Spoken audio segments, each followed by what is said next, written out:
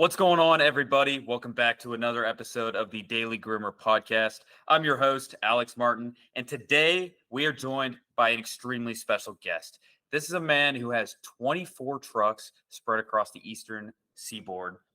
He is the dog father of grooming. And yes, that's funny, but that is also serious. He has gone from zero to multi-millions in revenue in a short span of a couple decades here. From pizza man to grooming dog father, I have Matt Harwood here. Matt, thank you so much for joining us. Your story, dude, is freaking incredible. And this is a podcast I've been excited to record for a long time now. Cool. I'm happy to be part of it. Oh, cool. Well, I think, honestly, the first thing I wanted to just kind of dive into was how you got to where you are. And not obviously, like, we don't need to, write your biography here, but, Yeah. keep it high level. You went from pizza man to where you're at now. Give us the 50,000 foot view. I used to have a couple of pizza places, and I just got burnt out dealing with people. And one of my friends had a grooming school in Connecticut, and I used to stop by there from time to time. And I was like, "Wow, you play with dogs and make all this money?" I'm like, well, it's not really like that, but you can make good money and all this. So little by little, I was hanging out and I tried it. I'm like, oh, I could do this. But yet, 20 years ago when I started, I was afraid of dogs. So for me, it was a little rough in the beginning to start. But after I got the hang of it, little by little, I went from one van to two vans to three vans to here I am with 24 vans and two salons. So you started in 2006?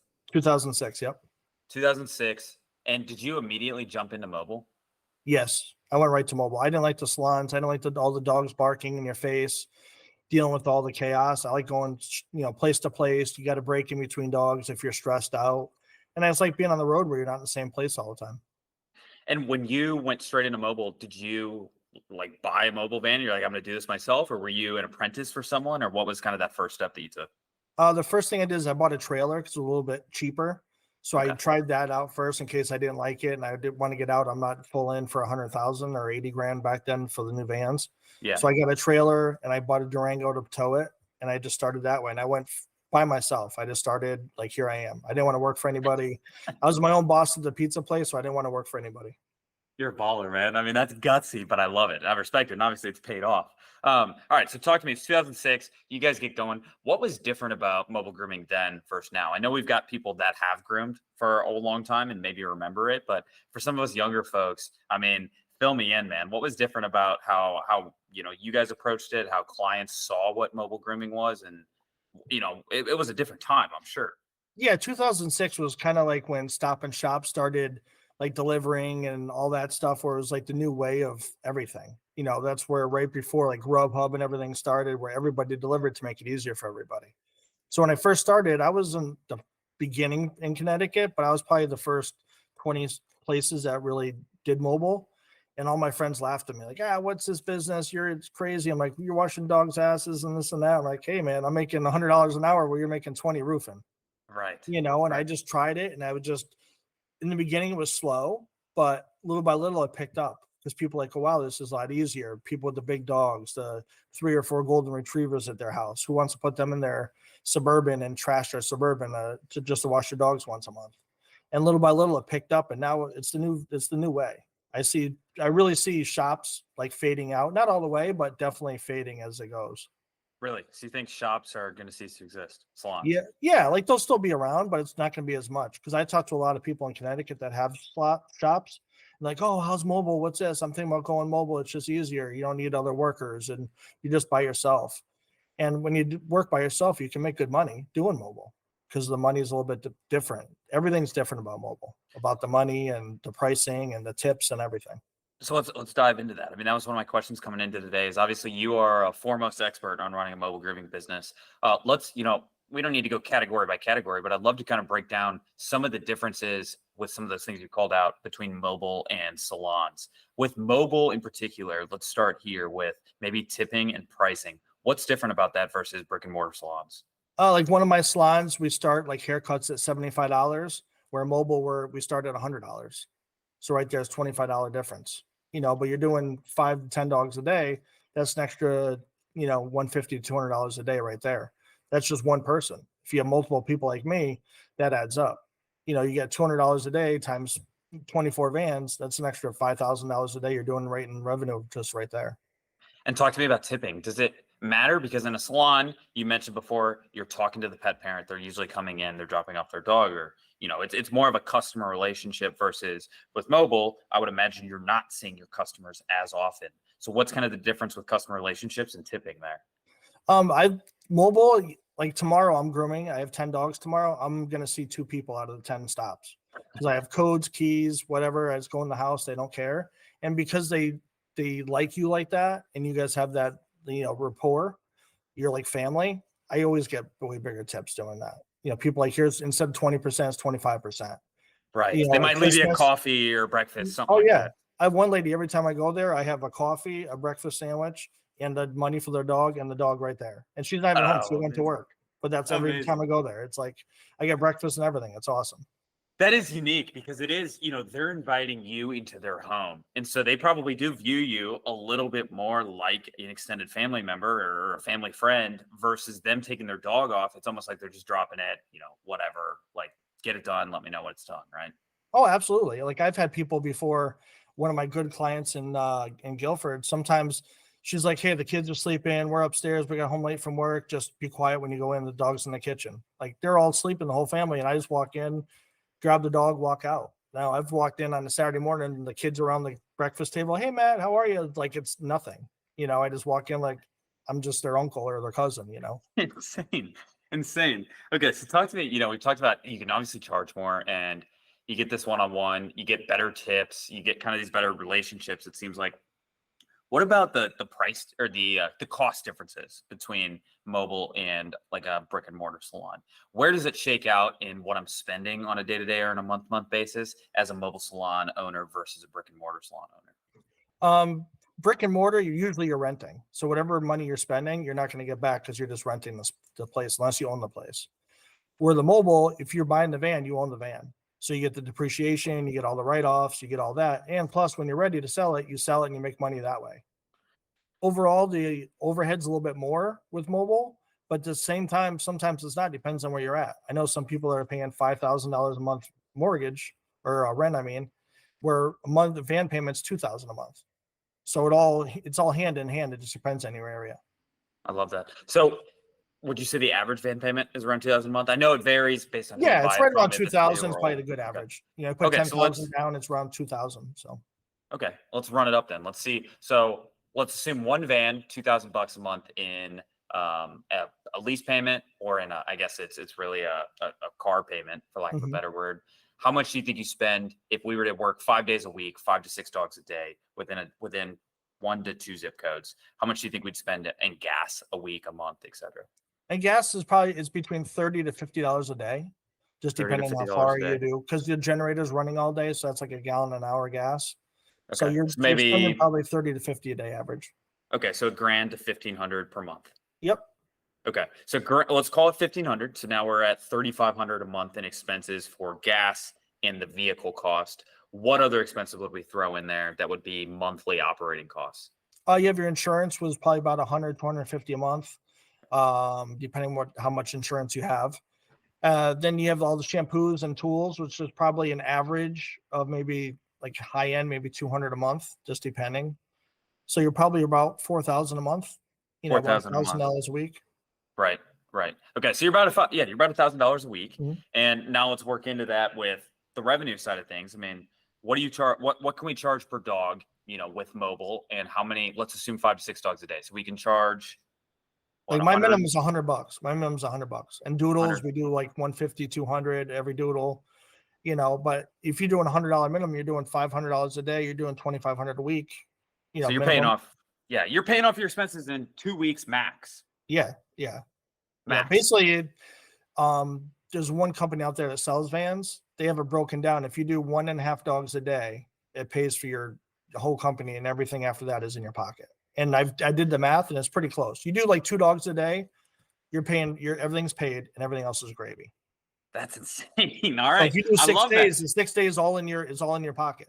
Dude, I'm writing that right here. If I'm a mobile van owner, I'm writing 2 dogs a day. That's all I got to do. I got to stay locked in on making sure I do that. Obviously, you're not going to go out and only do 2 dogs, Right. but that's a good metric to keep in mind is like, okay, I know that'll cover my expenses.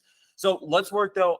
There's a lot of people in our audience, and there's a lot of people that started with mobile and they start with one van. You're at 24 now. So I'm curious, what was the hardest part? Going from 1 to 2 to 3, or going from, 10 to 20? What's harder? For me, it was 10 to 20 because now it's like you're running out of people to work for you. Before it's like, all right, cool, 10 groomers, that's easy. Now I have so many, it's hard to find one groomer. Okay. And it's just with COVID, it was what did me in. Like that just threw me over the top. So the challenge is finding operators. I mean, Yeah. at your stage, obviously, when you started, it was yours. You're in the mobile van, but you can't be in 2 vans at once. And Right. so, if you want to grow your business and your wait list is full, you have to go find somebody else, run their van from the business perspective, have them groom, etc. And eventually, you tap out of, you're right, good people near you. So talk to me about that. Once you got the 10 groomers, what'd you do to find the next 14? And how do you keep finding them? I just kept doing Facebook ads and all this stuff. And finally, like COVID hit, so a lot of places closed. And that's what helped me get some of the groomers. Like Petco wasn't working for a while. So I had a few Petco people come to me like, hey, you hired? I'm like, absolutely. Like, let's rock and roll. We're slammed. So they came on board, then they told their friends and they told their friends. And next thing you know, that's why I'm up to 24. If COVID didn't happen, I might not have 24. I might only be stuck at 12 or 15, but COVID helped me because a lot of places closed. Okay, so that's from the groomer perspective. Talk to me, how fast did you really grow during COVID? How many vans did you have before COVID, and during COVID, what happened? During COVID, I had 10 vans. When COVID hit, I was doing 750 dogs a month. And then within the first month of COVID hitting, I exploded. Like I was getting over 120 calls a day, all day, phone nonstop. I remember the first Christmas, I had 50 calls on Christmas Day to get appointments. It was insane. And now I'm doing over 700 dogs a week. Christmas week, we did over 900 dogs. Last year, we did about 40,000 dogs for the whole year. And talk to me about this. Do you ever think about running your vans, let's call it like longer, versus adding one more vans? And why I ask, let's assume you had 10 vans, right? And you maxed out on the 5 to 6 dogs a day. Is the first thought, I need to go find another van? Or is the first thought, let's add one more dog a day to every van that we have? We tried to do the one dog, but some people are getting burnt out because we were so busy during COVID. People were getting burnt out because they were loving the money, but you can only do this for so long where you get burnt out. Right. And I actually lost a couple of good groomers because of COVID, because they took the money and ran, but they got to the point where like, I can't do 10 dogs a day, 6 days a week anymore. I'm like, well, I told you to relax, but they're like, well, we like the money. And then they just hate it and they didn't like it anymore. So I like getting new vans where everybody has their own van. So it feels like their own little, shop or little business inside my business. Yeah. And we always need an extra van because breakdowns happen. I have a garage. I have 2 mechanics that work nights. I have the lifts, the tire machines. I have a huge warehouse where I keep all the vans. Like it's total madness. But you need to have that extra van because if you have a breakdown, what are you going to do?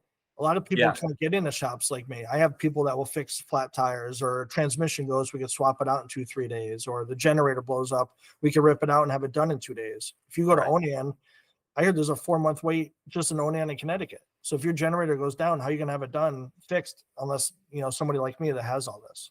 Yeah, that's crazy. That makes a lot of sense though. And I like your idea about one van per groomer, because that was another question I've had and I've seen done before. Is they're like, okay, maybe one groomer gets burnt out after 5 to 6 dogs a day, but what if I had them work the first 6 hours and had somebody else work the next 6 hours and get 12 dogs out of that van? But I've never thought about it like you just said, where it's like, well, I mean, then neither of them really feel like that's their van.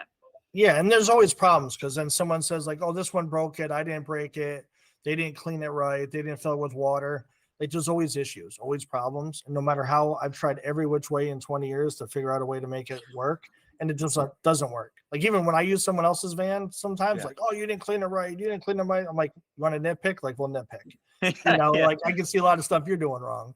Right. But it's just one of those things where like, someone hits a mirror, oh, I didn't hit it. Then it's the blame game. And I don't want to be like, you're both responsible because neither one of you told me the truth. But it gets to the point where it's just not worth it. Yeah, that makes sense. So where are you finding groomers now then? I mean, I know during COVID you had this big run on Petco, but past that, I mean, Facebook, ads? I do a lot of Facebook Facebook stuff, word of mouth. I'm one of the few people in Connecticut that offer 401k. and I do a match. I match 3.5% at the end of the year where nobody does that. Crazy. I do paid vacations. I do French benefits. You hustle for me. Here's my card. Go out for dinner with your husband and kids, or buy your kids pizza party on me on Friday night. I do all that stuff, and I just let people, the more they work for me, the more I do for them. That's amazing. And honestly, like you just brushed over that, but there are very, very few people that I've talked to that own a business of your size or even own a business at all that are giving groomers and staff groomers benefits. There's just whether it's broken or not. I mean, in my opinion, I think it's broken the way Yeah. that we pay just commission to our groomers. And commission with no benefits. I mean, that's kind of the standard model right now, right? Right. And it's like in an industry like ours where talent is so hard to come by, because it is, it's a hard skill to learn and to have and to maintain without getting burnt out. And there's not enough people out there that can be quality groomers. And so in an industry like that, where the supply is so low, I feel like you have to have an offer like yours to get them to not only come, but to stick around. Yeah, well, one of the biggest problems I've had in the last year is I get a lot of people that come for a job interview, and I'm like, this is what I offer. I do a higher rate than anybody else in Connecticut, starting off rate. Then they go back to their employer, hey, I'm leaving. I'm gonna go work for the dog father. Oh, what would they offer you? So they tell them, and then they offer it to keep them because they can't lose them. And what I tell the people is, I understand why you're doing it, but I don't know you, and I'm giving you that. They've known you for 5 years, and they never gave it to you until I said something. So you got to think about that in the back of your head. They only offered it to you because you were leaving. I'm offering it to you. I don't even know who you are. I just want you to come on board. Imagine where you're going to be in 5 years with me if I'm giving you this now. No, I mean, no, that's a great pitch. I'm curious. How do you make sure that I don't want to say that they're worth it, but how do you make sure that they're quality enough to give those great benefits, that great wage, et cetera? Like, how do you qualify them? Well, I just tell everybody, you got 90 days. Your first 90 days, you prove yourself to me. Everybody could talk the talk. You got to walk the walk. Many people like, oh, I want to hustle. I want to work. They come on board. Oh, I'm tired. I'm this, I'm that. You prove to me, I'll give it to you. I'll be the first one. Here you go. But you got to prove it to me. You got to give me 90 days, hustle, show it to me, and you get it. And these guys don't, at a business like your size, they don't worry about scheduling or anything like that. They don't do anything. I got 3 people that do scheduling for me. I tell them, when you're at the clients, try to rebook for them. Like when you're right there, it's easier. But if not, we'll do it, or text the office, hey, book this lady out, every 8 weeks for the rest of the year. Just make it easier for everybody. The less they got to do, the better. How many of your clients do you think are recurring? I bet 90%. Wow. Yeah. And are most of them in that, 4 to 8 week range? Yeah. I try to push everybody 4 to 6 weeks. Yeah. And a lot of my groomers, probably more than 2/3 of them are booked out for the year. Like if we sat down and said, okay, this lady's every 5 weeks, and actually sat down and put out for the whole year, they're booked out for the whole year, give or take a few appointments here and there, because they go away for, some people go away for the summer or whatever, or the winter for a month or two, but basically almost everybody's booked out. So are you looking at getting more vans right now, given that you have that much demand? Right now, I'm just trying to pull it all together because we've been so busy with everything. I kind of let it stretch out a little bit. So now I'm trying to get the schedule a little bit tighter, regroup, and then I'm going to start looking again. Okay. No, I mean, that makes sense. All right. So tell me this, with an operation of your size, and this is one question I always have that comes to mind with, even people that have 5 vans, let alone 24. How the heck do you make sure that, like, when one of your groomers sets out in their van, that they're only hitting dogs, within a relatively same location, that they're not zigzagging across town? Is it like the people that are taking the calls and doing the scheduling, they're the ones that are setting that up? I guess walk me through how that works, especially with how big your operation is. Like, pretty much what we do is where everybody, a lot of my workers, we leave their vans at my shop in Durham. And some people bring it home. I have a few select people that are further away. It's just easier to bring them to their house. So what I try to do is keep everybody within a half-hour radius of where the van is. So we just try to do the work in a circle, work out, or just go to a town. Like I have a Westport, Connecticut. I have 3 vans I could work full-time just in that one town. We're so busy there. So we just, like, when I go tomorrow, I'm going to Westport all day, bang out 10 dogs, come back. So it's a half-hour drive. They're all within 5 minutes of each other in the same town. I come back. Sometimes you have a runaround day here and there, but everybody that does their scheduling, and especially our schedulers, looks at everybody's schedule, make sure it makes sense. And if it doesn't, we call people, try to move it around. But every once in a while, you're going to have that day where it is what it is, or somebody cancels and you're just trying to fill the spot. So it's a little bit out of the way, but overall, we try to do it as tight as we can. Okay, I like that. So it's basically on the schedulers. Yeah. When I'm looking at my schedule for the next week or two, I'm looking day by day, and I'm saying, all right, tomorrow Matt's going to Westport. I just got a call from someone that wants a dog at Westport. Let me see that, hey, on Wednesday, Matt's at Westport. He's got an open appointment. Let me put that guy there. Yep. Yep. What's the lead time on one of your guys's? Like, if I were to call you tomorrow and I say, Uh, hey, I want to get a groom. Certain areas it's over 6 weeks. Certain areas we have like a couple openings because it's January, so it's a little funky time of year. But usually it's at least 2 weeks, Okay, right? wow. Especially this time of year. Yeah, that's good. I mean, I'm curious. We've had a couple folks on that have said, once your wait list gets over 3 weeks, you should raise your prices. What are your thoughts about that? And I agree with that, but you have to be careful too. So I know some people that just go like, oh, I'm at 80, I'm so busy, I'm gonna go to 120 or 130. I've been doing this a long time. I've raised prices where it backfired in my face. And I'm at the point where I'm just so big that it's like I'm not getting greedy, but also Yeah. I want everybody to get what they're worth. And 100%. it's just like we're gonna go right now, our minimum price is $100 a dog, period. Like for mobile, unless it's a Frenchie or a pug or something, but they're 90-95. So you're getting a dog that takes you half an hour or a boxer, you're getting $100 for a pit bull. Like who wouldn't want to do a pit bull for $100? Yeah, Or easy money.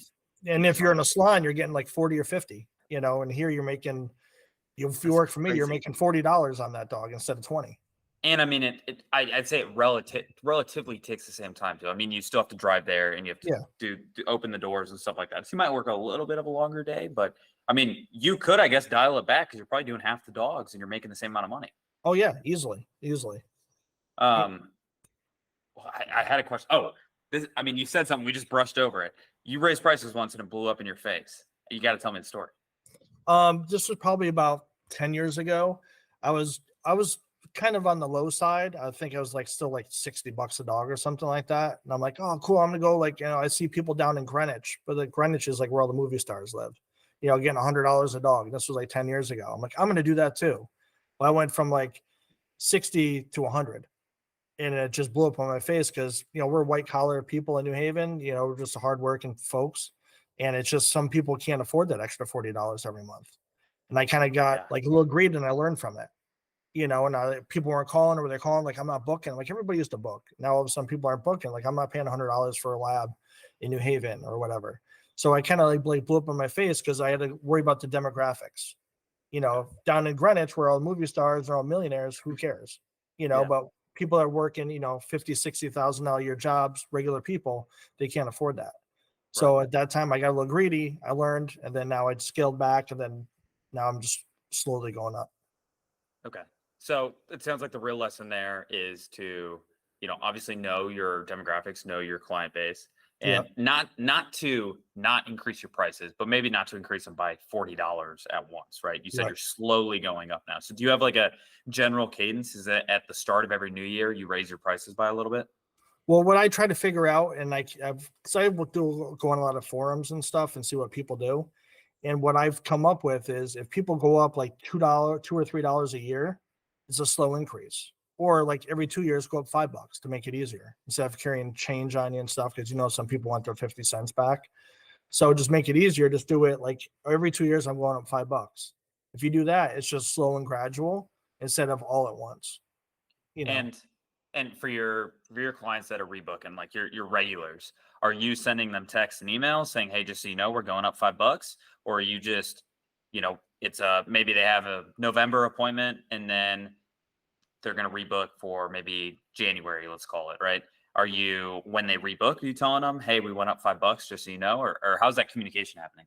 What I did is I do a mass email to everybody, mass email, mass text, and I make a flyer. So all the groomers starting, say we're going up January 1st, in October, we start handing them out to everybody.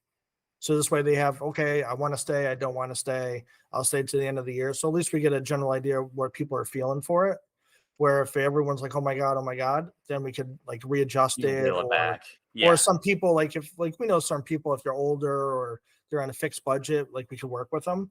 But at least they get enough notice so they know what's going on, instead of like, hey, by the way, next week we're going up $5 on it, or $10. Yeah, and I actually really like that. I don't think that's talked about enough. Is with your regulars, you can always work with them. I mean, the point of raising your prices is obviously to protect your groomers' time and give them what they're worth. And to new people, when you raise your prices, that's the first price they see anyways. And so you don't, sure, you might owe an explanation maybe on your Facebook, or whatever, but in theory, you don't owe an explanation to any new customer. But, maybe that customer that you've been grooming for, 10 years, if she can't afford it at some point, again, that's kind of a lifelong customer there where maybe you can work with it. It's not like a black and white thing. Right. Because I have one of my clients, every time I go there I've been there once a month, every month for the last 10 years. She still gives me $80 for a lab, but she tips me $50 every time I go. Why am I going to go up to 100? Yeah. Like, she's already given me more than enough, more than Case fair. by case. Yeah. Like, why do that? Then she's like, oh, I tip you 50. Now you got to go up 20. Like, you got to learn to judge the people, and if someone's tipping you good, even my workers, I said, if someone's tipping you good when we go up, if we're going to go up $10 on the dog and they're tipping you and they take you away from your tips, I tell them, call me because I'll work it out with you. Like, hey, just go up $5 so you don't lose your tip. I don't want you to lose your tips because I'm going up $10. And I work it with all my workers. I tell them that. Like I said, if you go up and they take your tip, call me. I'll work it out with you. I mean, I absolutely love that because there's so many people that would do the opposite, Matt, where like they would just raise their prices and not even think twice about, okay, that just means that person's big tip is just going to go down because they just, made my price more expensive. And again, one thing I want to call out about what you do, which I think is brilliant, is if you want to raise prices or you need to raise prices, maybe like in the last few years when inflation kind of shot up and you're like, okay, we need to raise prices. Again, you don't let it paralyze you where it's like, maybe we just start with like, hey, any new customer, they're going to be paying X now. And we can figure out how to work with our old customers, but let's just get it out there now. So we're ahead of the game. Any new customer starting Jan 1 is going to be paying X. And that's an easy start. You don't feel like you have to like rip and replace everyone and pull the rug out from underneath everything. Oh, absolutely. Like I said, what we did when we first started going up at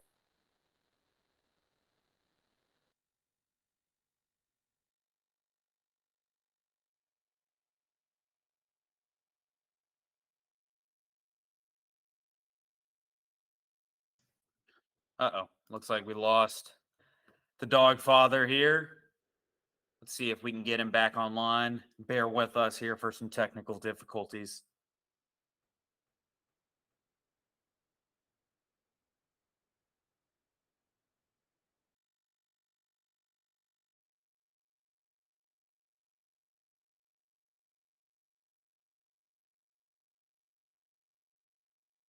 Okay, looks like we got him coming back.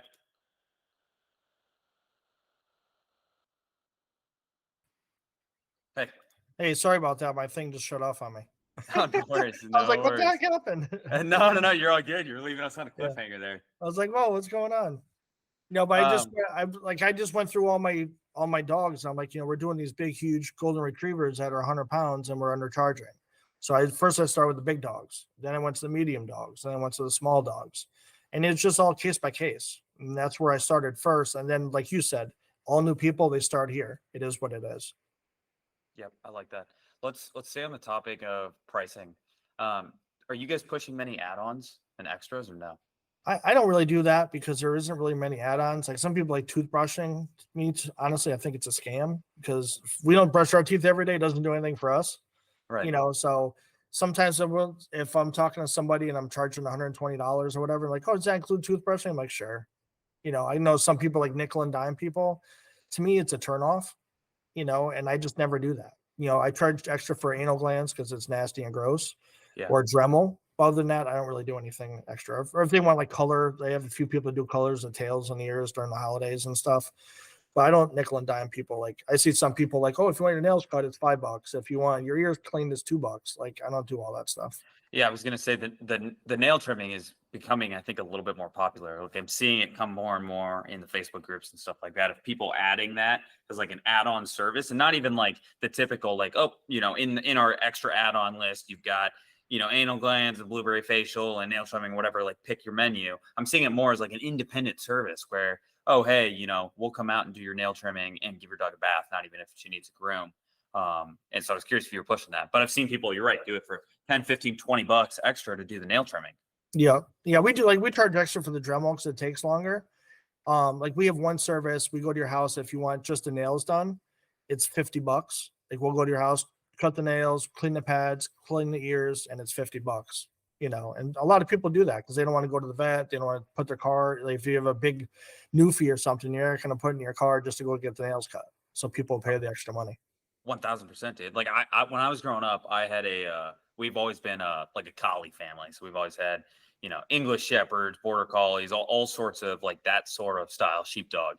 And they've always been rescues. And, not most, but I don't want to make a generalization, but a lot of female collies or a lot of female shepherds are scared of men.